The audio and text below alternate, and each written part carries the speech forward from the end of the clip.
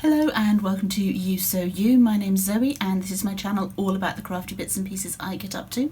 I knit, I sew, I spin on a drop spindle, I dabble in weaving from time to time, and anything else that takes my crafty fancy. But today we're talking about basic crochet stitches, so grab a brew, put your feet up, and let's get started.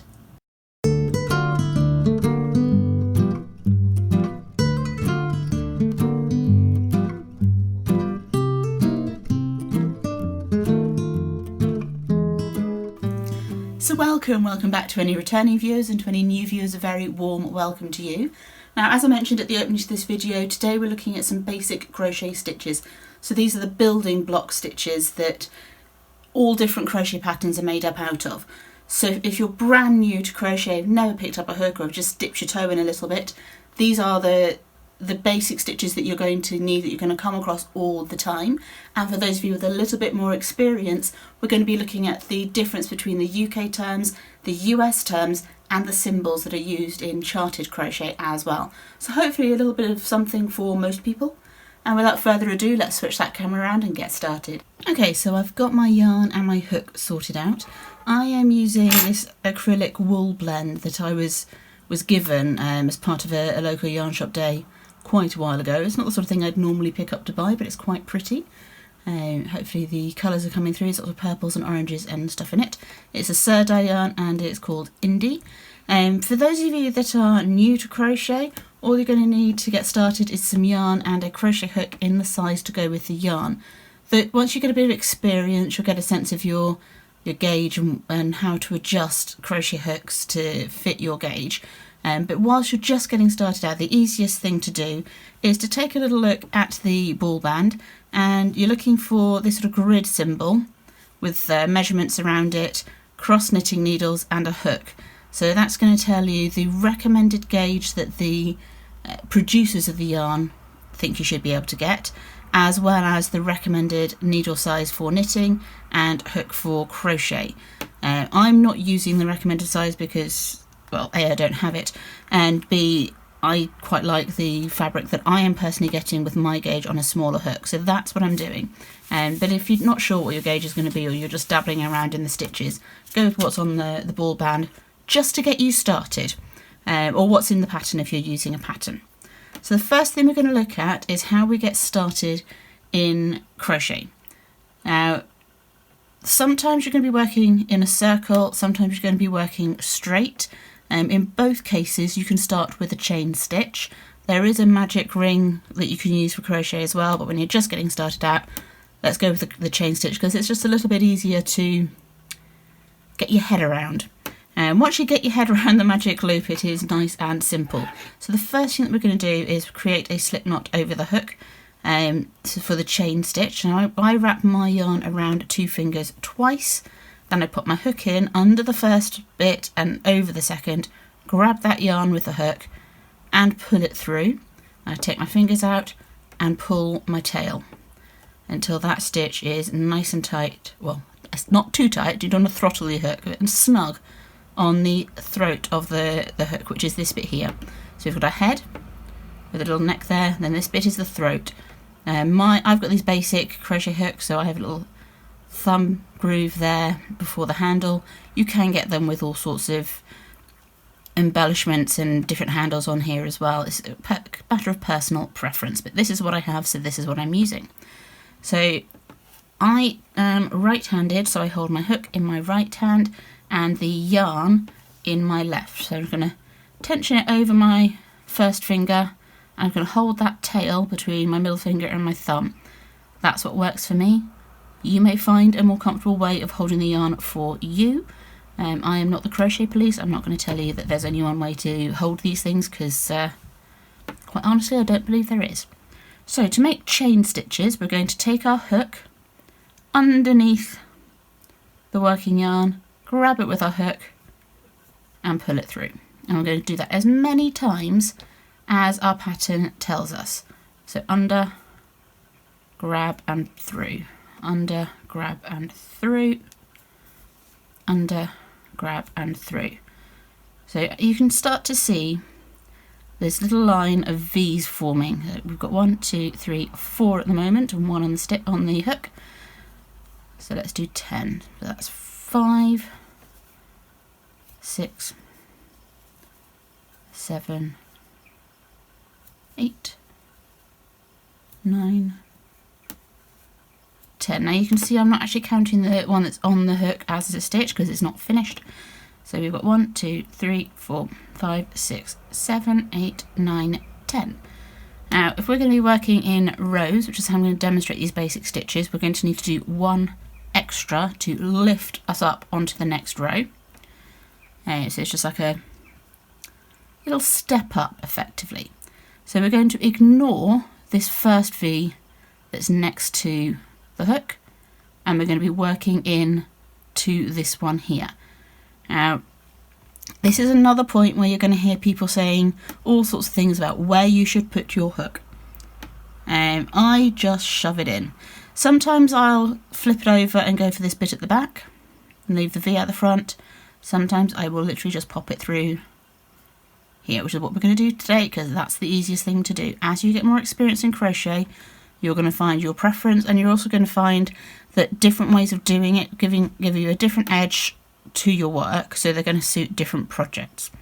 So we're going to stick our hook in whichever place we've decided to stick it through, grab the yarn, pull it through, and then grab the yarn and pull it through again. Now that's our first full stitch worked. The chain stitches we use to space things out and we use to start rows off, but this stitch has two names. If you are in the US or using a US terminology pattern, it's called a single crochet. If the pattern you're using is in UK terminology, it's called a double crochet. There's no single crochet in UK terms. So we're going to do the same into the next stitch. Shove the hook through, grab the yarn, pull it through, grab the yarn again, and pull it through. We're going to do that all the way along to the end of our little row. And that's our single crochet US term, double crochet UK term.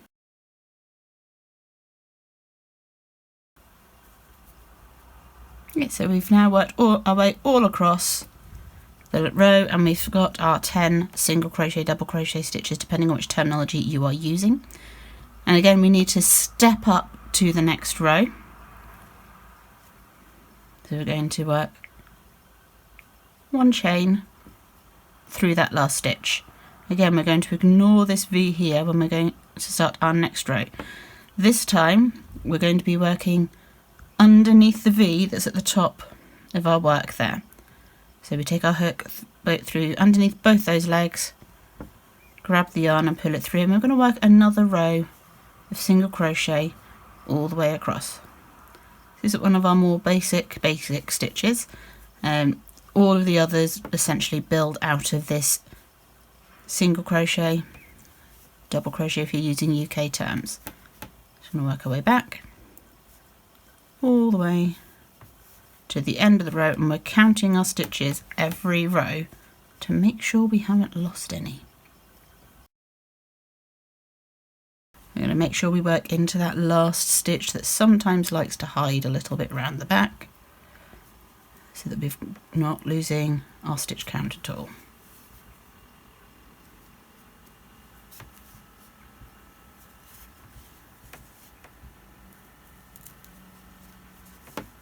Now 1, 2, 3, 4, 5, 6, 7, 8, 9, 10. So next we're going to go up a stitch height.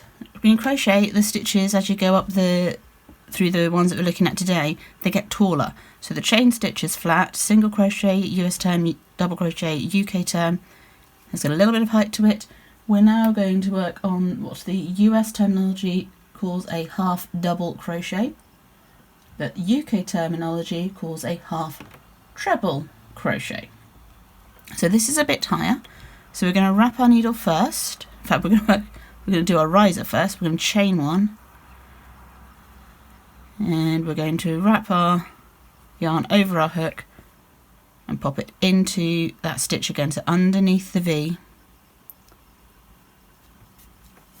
Grab the yarn and pull it through. So we should now have 3 loops over our hook. So we're going to grab the yarn again, we're going to pull it through the first 2 loops and the 3rd loop all in one go. Now I am separating that into 2 bits for a reason, that'll become clear with the next stitch that we look at. So over the hook with the yarn, under the V, grab the yarn, pull it through, grab the yarn through the first 2 and then the last one, all the way along to the end of the row. Okay, so we've done our row of half double crochet, and if you look at your work you'll be able to see that that stitch is ever so slightly taller than the single crochet that we did the row before. So that's the US terms, UK terms, half treble, double crochet. So next we're going to do a double crochet within the US terms or a treble crochet in the UK terms. Again, it's the same stitch. This time we're going to need to do 2 chains to step up to the next row. So chain 1, chain 2. This is because our stitches are getting taller, so we are going to need to increase the steps that we go up to get up to the row. So just like with the half double crochet, half treble crochet, we're going to wrap the yarn around the hook first, and we're then going to ignore these first 2 V's, these chains that we created to step us up. They're just there to add height. So we're going to take our hook underneath the V, grab the yarn and pull it through, and this is why we did the 2 steps to bring through for the half double crochet, so you were ready for this step. I'm going to grab the yarn and pull it through the first 2 and stop. Then I'm going to grab the yarn again and pull it through the last 2. So we'll do that again. Wrap the yarn under the V, pull it through. Grab the yarn through 2, grab the yarn through 2. And we're going to do that all the way across the row again. You should be able to see how much taller your stitches are getting now. Okay, so there we have our single, half double, double, or double, half treble, treble. So the rows are getting taller as we go. So we're going to lift ourselves up to the next row. Okay, so we're going to rise up by 3 steps now to get to the next row. And I'm going to need to add in some more yarn because this is a loosely woven, well, loosely spun yarn. So it's just come apart as I've worked it, which is fine. So we're going to do 3 chains to come up to the next row. And this is the US terminology treble crochet, UK terminology double treble crochet. So we're going to wrap the yarn twice. We're going to skip these 3 that we've lifted up to the next row with and go underneath that first full stitch. Grab the yarn and pull it through. Grab it again, put it through the first 2. Grab it again, put it through the next 2. Grab it again and put it through the last 2. So I'll show you that again. So pull it through once, grab it and pull it through 2, next 2, and the last 2. This is the point where I'm going to run out of yarn, so I'm just going to show you how I join the next lot of yarn in. There's a little bit that's coming off there.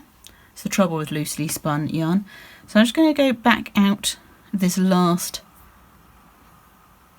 pass through. It's really easy to undo your stitches in crochet, you just pull them out. Okay, so I like to add in my yarn at this last step of any stitch unless I'm adding it in at the end of a row. I just do that last step with the new yarn. I can worry about the ends later. Just going to make sure those ends are out of the way.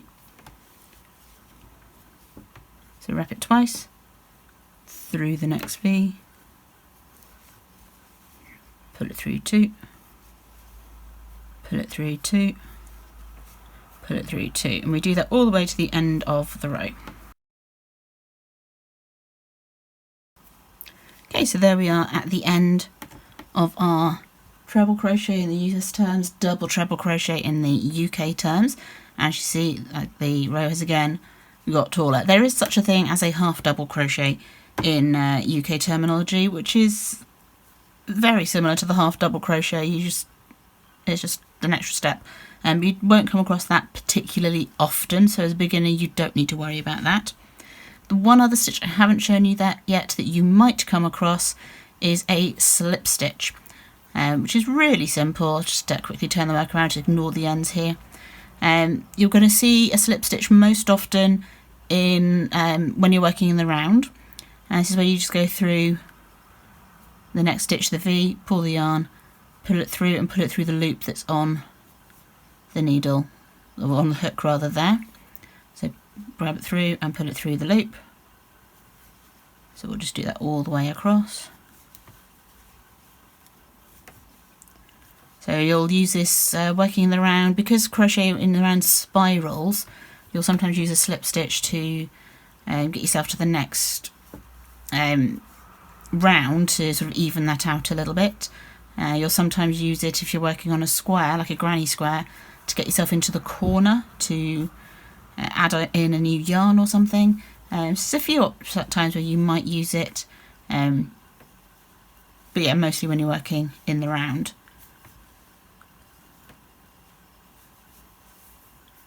Okay, so there we are all the way across, and as you can see it makes the V's sit on the surface of the work rather than on the top.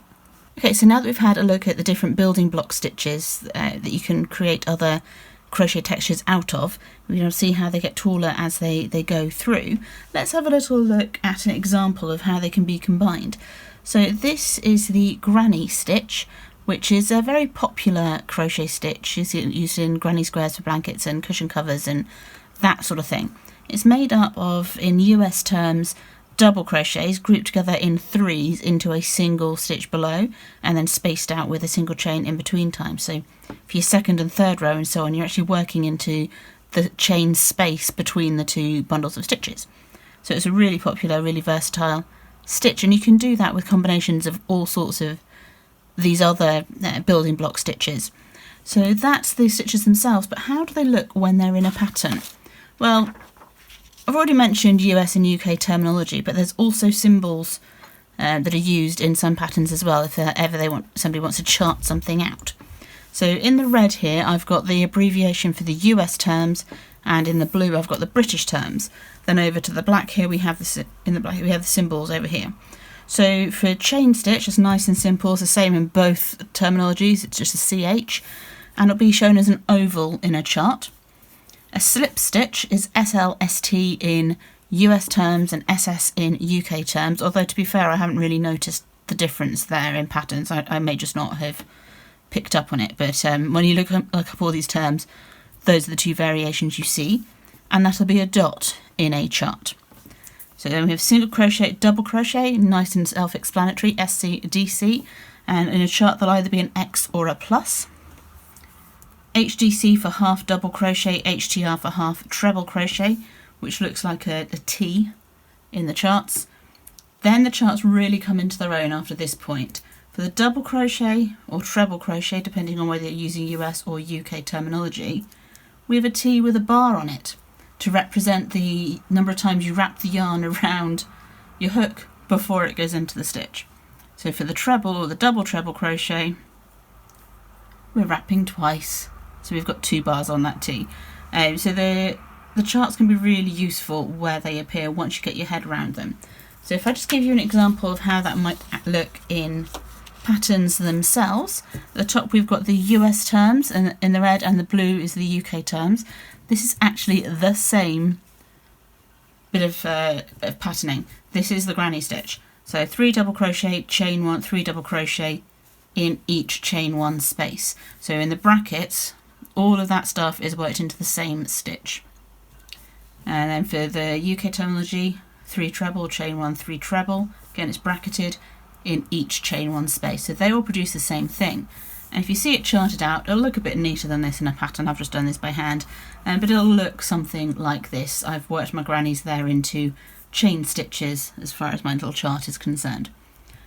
So hopefully that will be useful for you, particularly as you get used to working these different terminologies.